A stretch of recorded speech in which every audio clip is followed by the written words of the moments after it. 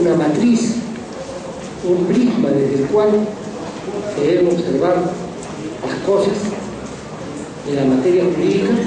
Vamos a entrar en materia de lo que es propiamente el delito, pero desde la perspectiva de que esta visión nuestra es una visión no materialista y no una visión naturalista. No basta pues con saber que el delito es un acto típico antijurídico y culpable. Por eso no es suficiente.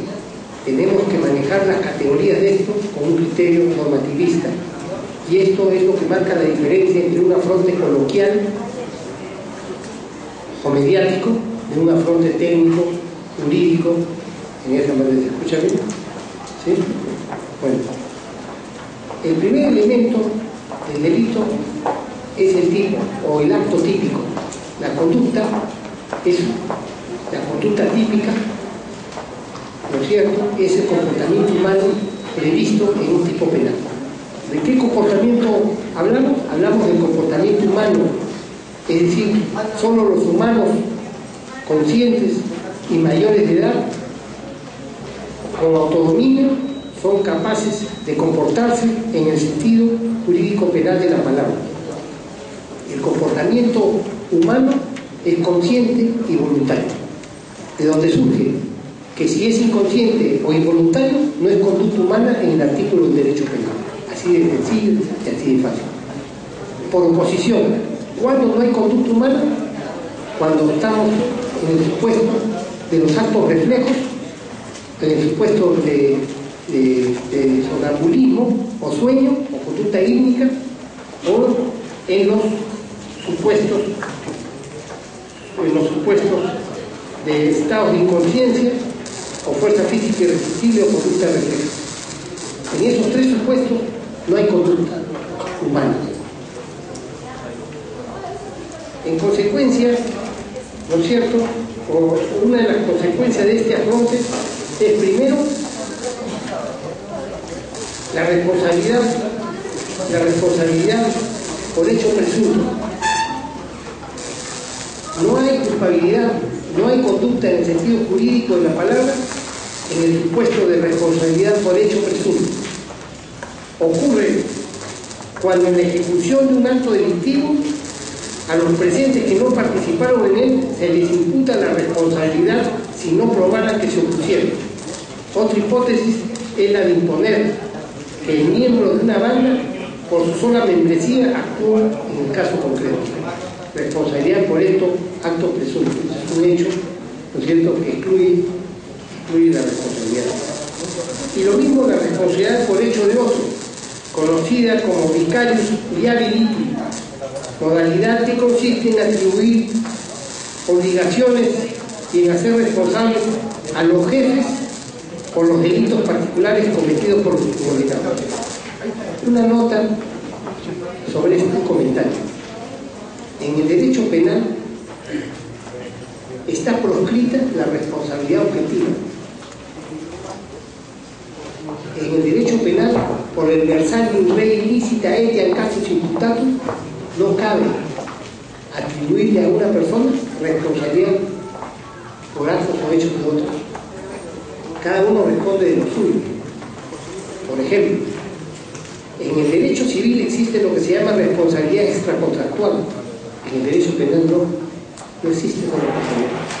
Existe el tercero civil responsable, que es otra institución, pero no existe responsabilidad extracontractual. Uno puede tener responsabilidad civil por actos, por ejemplo, en el caso de que uno tenga su cuidado a un enfermo mental que comete un desafío, uno puede responder civilmente, pero no penalmente, porque no existe en el derecho penal responsabilidad extracontractual, cosa que sí existe en el derecho civil. El titular de la acción penal, pues, es aquel que actúa conscientemente, de donde surge, pues, que cualquier conducta perpetrada bajo estado hípnico, un sonámbulo, por ejemplo, no fundamenta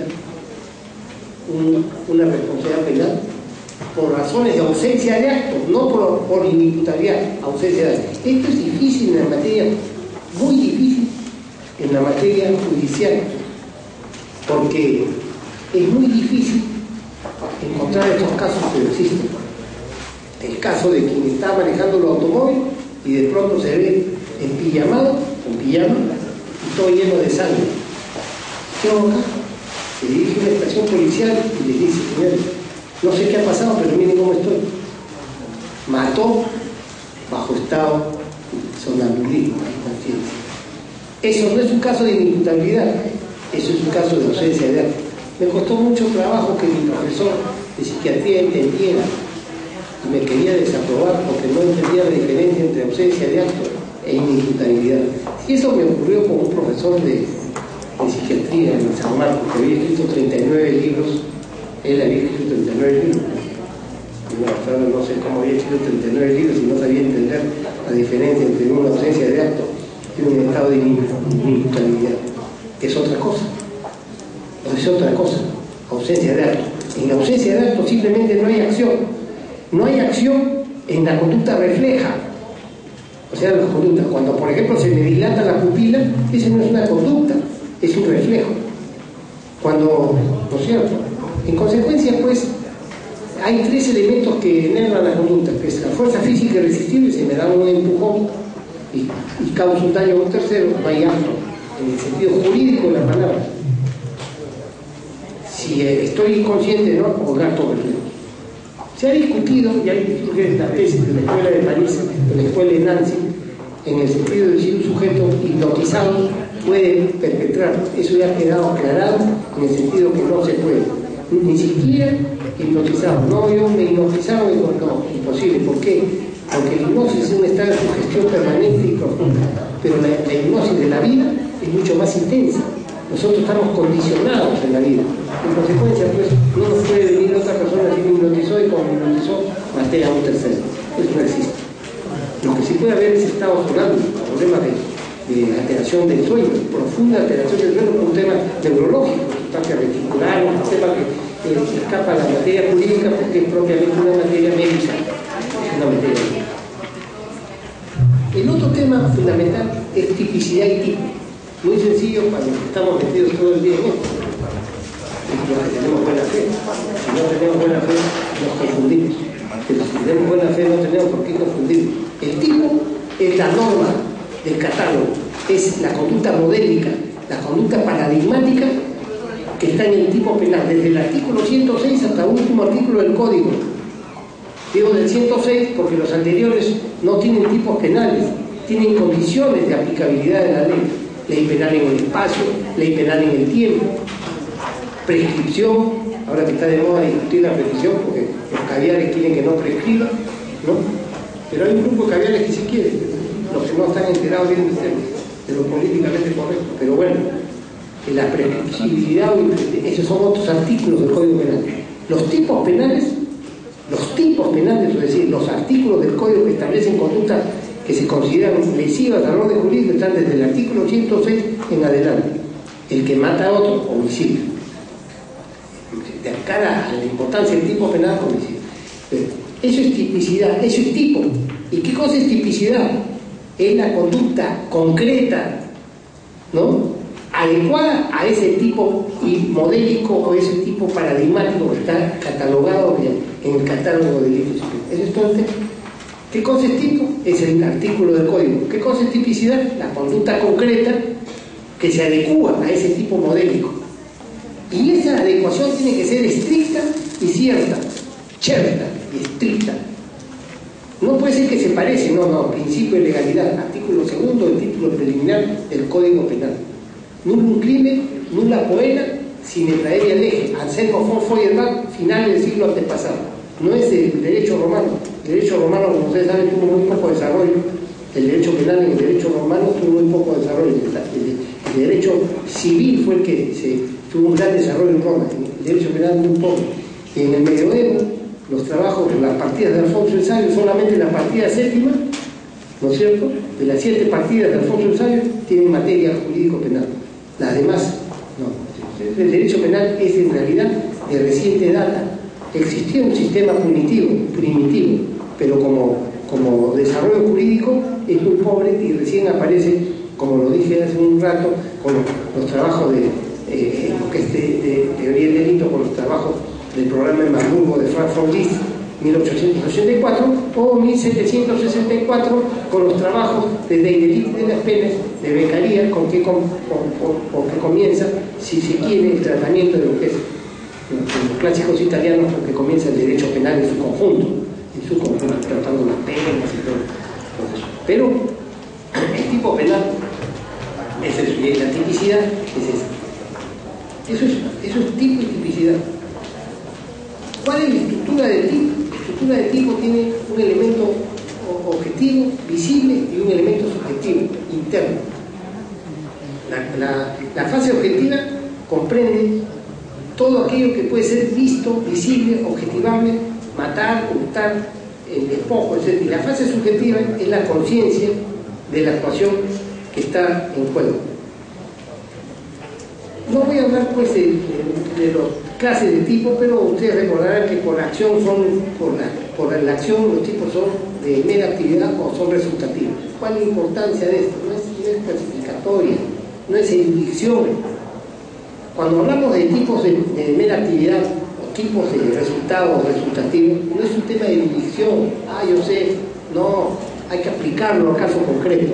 Por ejemplo, un profesor de Derecho Civil dijo una vez en un artículo: ¿cómo puede decir que el funcionario público, mientras no es funcionario público y solamente ha sido elegido, no puede cometer delito? Ustedes saben que la única fuente de derecho penal que nos han enseñado nosotros, y los que hemos aprendido, es que hemos transmitido a los alumnos, y los que son ahora profesores, ¿no es cierto?, como el doctor Lamadrid, que vive enseñando en las universidades acá, privada y pública, tienen que enseñar esto. ¿Qué cosa enseña? La única fuente de derecho penal es la ley penal.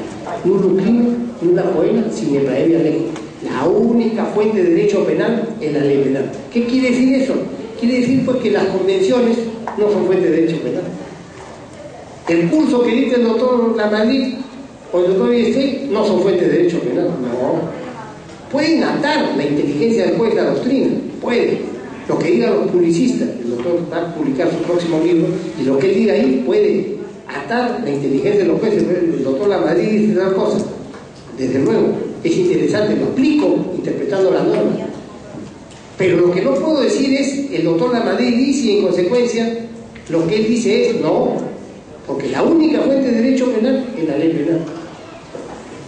¿Así? Sí. Oye, la Convención Anticorrupción de 1996 de Caracas no es fuente de derecho penal, pues. Aunque los caviares digan que sí, no es fuente, pues. ¿Y por qué lo menciono? Porque acá se dijo un momentito, cuando fueron elegidos los congresistas de la República, eligen, cuando eran 120, ahora son 130. Y el próximo gobierno serán 140, 160, van subiendo, porque cada vez les gusta. Bueno, 120. Entonces resulta que habían 120 congresistas electos y 120 elegidos en ejercicio. Y en ese momento un congresista recibe una dádiva, un dinero, una plata, cohecho, la cutra, la porquería. Entonces ahí viene el tema. Esa plata que recibe,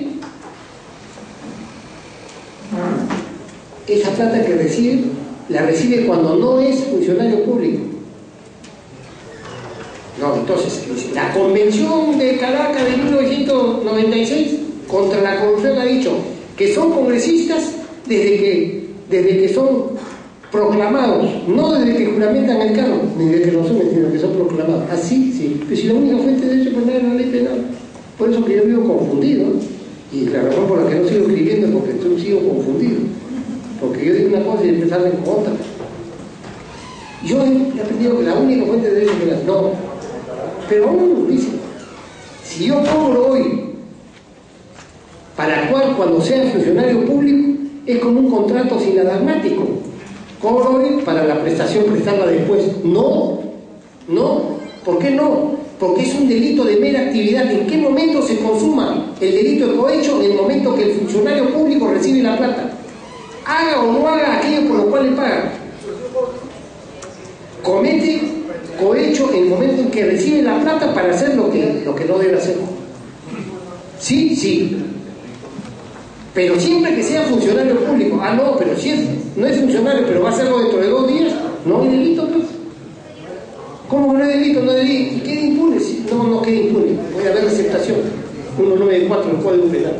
No, pues es que el bien jurídico es otro. No, nada de bien jurídico.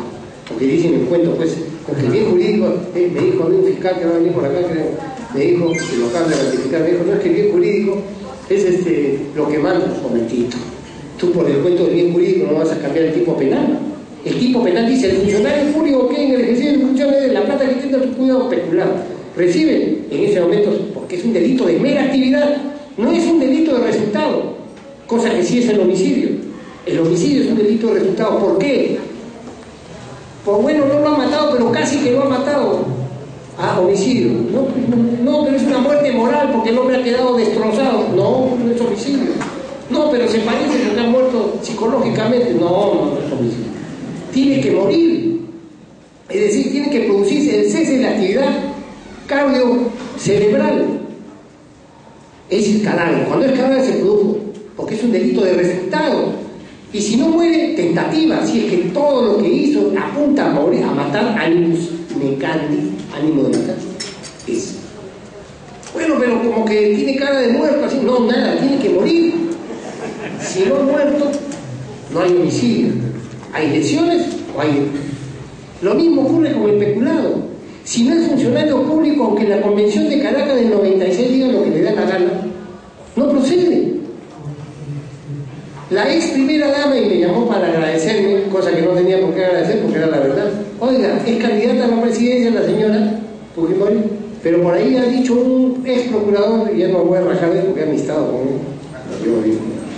Dijo, no, como es primera dama se asimila al concepto de funcionaria pública. No, que la primera dama no es funcionaria pública, pues, por favor. No procedan, no es funcionaria pública. No, pero se parece, no, ni recibe sueldo ni nada, o sea que es funcionaria pública para que lo perjudica, para que aplicar las penas, pero no le pagan el sueldo. No, pues eso no. La única fuente de derecho es la ley penal, que eso es muy importante, para garantizar a los ciudadanos un crimen, nula poena, sin praevia leja, sin la prueba, sin la ley previa, estricta y escrita de la ley penal. No es que la costumbre no es fuente de derecho penal, no en el Perú. El consuetudo puede ser en el sistema anglosajón, pero aún en el derecho penal internacional, la única fuente de derecho es el Código Penal Internacional. Por eso es que no hay imprescriptibilidad de los delitos. Oiga, pero la Convención de Viena no es fuente de derecho penal. La única fuente de derecho penal es el Estatuto de Roma, el primer Código Penal Internacional de 1998, ratificado por el Perú en el 2003, dice que los delitos de este catálogo rigen, y en consecuencia la prescripción rige y es imprescriptible a partir de la vigencia de este estatuto. ¿Cómo? Y no dicen que los delitos de... Ahí lo dejo, esto es un tema a discutir, ahí lo dejo. Pero se dice que los delitos de lesa humanidad son imprescriptibles. ¿Quién lo dice? La Convención de Viena. ¿Es fuente de derecho penal? Es bien complicado. ¿Y en el Perú? No, es que la Convención de Viena dice que si se pone, se tiene por no puesta. Un momentito. Entonces, pues hay toda una discusión sobre la materia. Entonces, ¿por qué decimos que por acción hay delitos resultativos y de mera actividad? Y que no es literatura clasificatoria, no es fundamental para determinar en el terreno concreto el trabajo del fiscal, del juez o del abogado, conocer esta materia. Y por supuesto soy el primero que digo, ojalá que los jueces, llegado un momento, escuchen el alegato y digan un momentito, lo saco. Yo, por ejemplo, soy estricto, yo no lo acepto de ninguna manera, y casi por eso no me han querido ratificar y me han acusado los caviares de 18 acusaciones, me metieron, ya les conté la víspera. ¿Por qué? Porque Villetín no está en la línea de la lucha contra la corrupción, porque para ir a luchar contra la corrupción y meter presos a sus enemigos me niego, pues. ¿Qué tiene que ver la mujer de Montesinos con los que ha hecho corrupción? No tiene nada que ver, pues. No, pero es su esposa, y su esposa, ¿cuál es el problema? Me niego. Artículo 16. vamos a entrar después.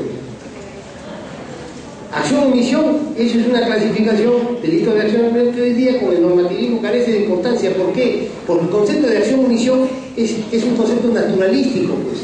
Mato queriendo matar o omitiendo la conducta correspondiente. Hoy en día ya no, hoy en día ya en el normativismo moderno, como lo que importa es lo que dice el código normativo, ya perdió fuerza o poder el concepto de acción o omisión en el tipo.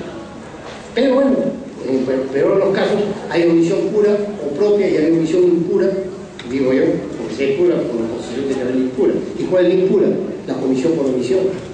Entonces una cosa es la pura, la neta, la directa, el artículo 127, que omite prestar socorro a alguien, y otra cosa es aquella que por una cláusula normológica de homologación, artículo 13 del Código Penal, establece por equivalencia u homologación la responsabilidad de aquel que, omitiendo su omisión, equivale a un actuar. En el caso de la madre, ¿no es cierto?, que deja morir a Churumbel, ¿no es cierto?, al recién nacido, o bajo el imperio del Estado por esperarlo, o bajo otro Estado, a la criatura.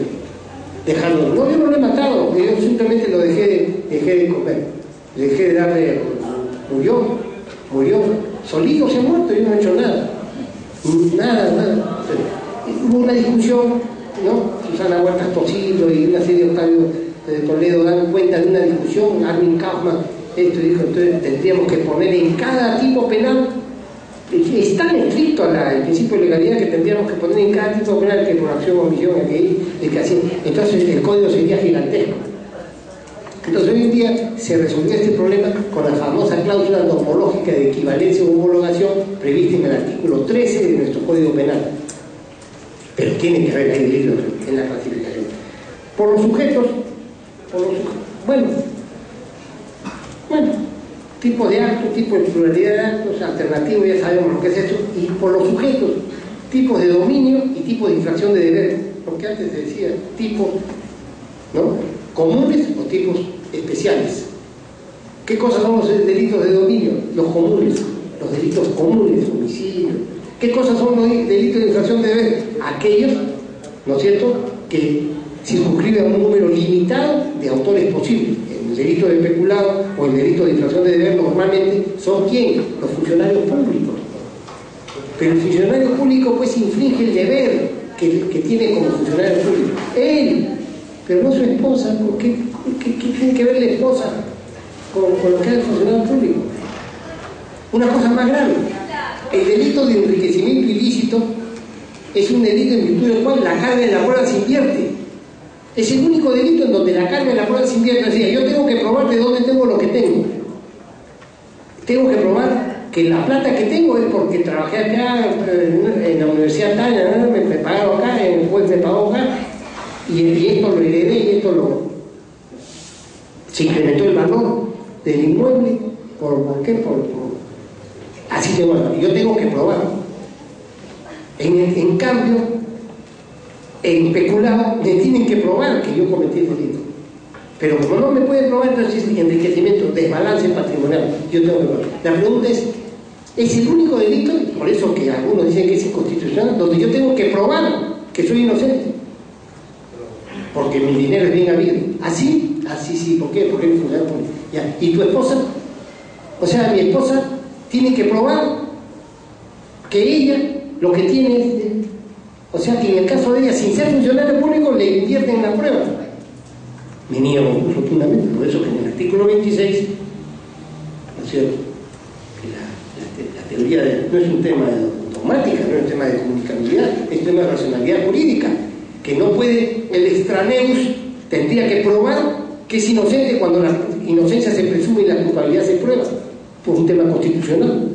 Entonces, pues, entonces la mujer que disfruta de las riquezas para la vida del marido, ¿qué responde? No responde. ¿Cómo no? Si ella por la cuantía, por el monto, por lo que sea, supone, en vez de suponer que el dinero es mal habido, comete receptación. 194 del Código Penal, delito contra el patrimonio. Ahí donde el fiscal me dice, no, pues es que el bien jurídico es el concepto fascista. No, es que el bien jurídico es el Estado. El Estado como una tabula sacra, como un tabernáculo, como una cuestión sacramental. El Estado es lo más puro. Al Estado ni con el pétalo de una rosa. Como la mujer, ni con el pétalo de una rosa. decía Spengler, de Europa, y por nuestra población poder decir de los estados. El estado es una vieja puta podrida, decía Spengler lo decía de Europa. Europa es una vieja puta podrida. Algunos, recordando lo que decía Spengler de Europa, podría decir lo mismo del estado. Y resulta que el estado, que es una de esas cosas que acabo de decir, resulta que se me presenta como la diáfana, la diana, la diosa de la virginidad, la pureza absoluta. Y todos nosotros que trabajamos en el Estado somos una especie de acólitos, una especie de ángeles del Estado. No me parece, ¿no? Además, con toda la ventaja. La tasa no la paga el procurador, ¿por qué? Porque es del Estado. El fiscal tampoco paga tasa porque es del Estado. Así es el Estado. O sea, la prima dona. La prima dona es el Estado. Y el ciudadano común tiene que verse la saca, jugar, pagar las tasas. Y cuando se sienta en el tribunal, se sienta el señor fiscal con todo cariño. Se sientan los 3 jueces del Estado, el fiscal, y se sientan los procuradores, que están de moda.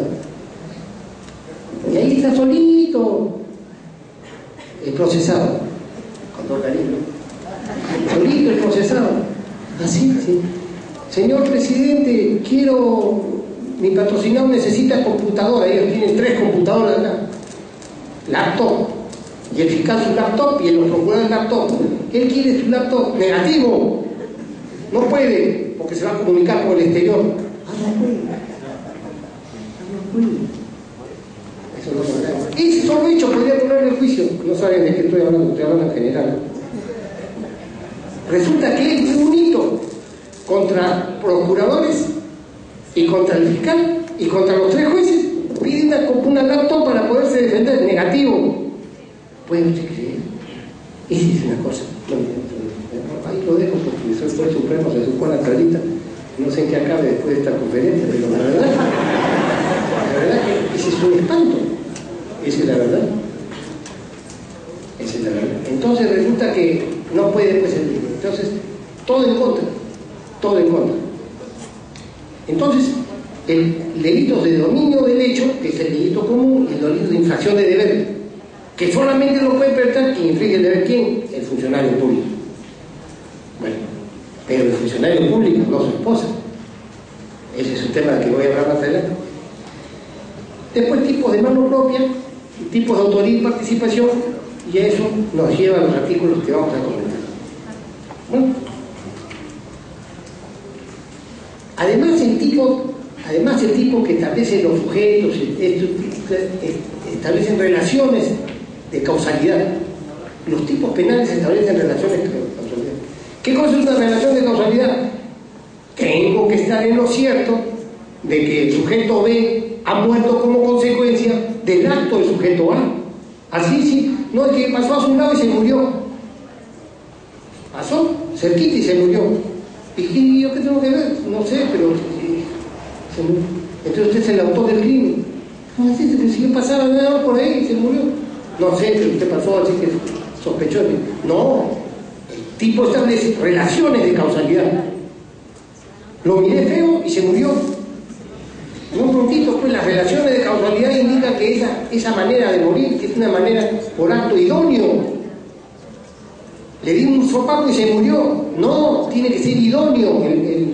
Y de acuerdo a la experiencia, una bofetada no es idóneo para matar. No, pero tenía un aneurisma y el aneurisma se le rompió con el sopapo y se murió, está bien. Pero el sopapo no era idóneo para matar, se ha muerto de otra cosa. Entonces, pues, eso se llama relación de causalidad. Para establecer, se construyeron teorías.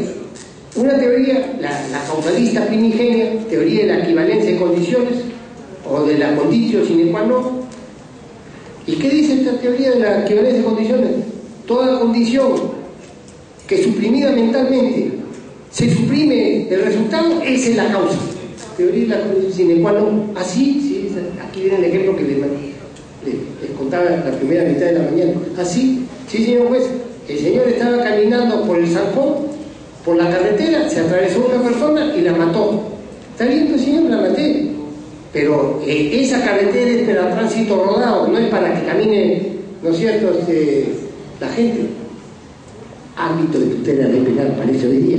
Pero en este momento, cuando estaba la teoría de constitución, decía, bueno, Señor, usted habla mucho, usted es sanmarquino, usted estudia la Pedro Rodríguez y usted habla mucho, en consecuencia, ella no multiplicata para ella necesita navaja de Ocán, no multiplicar innecesariamente las ideas.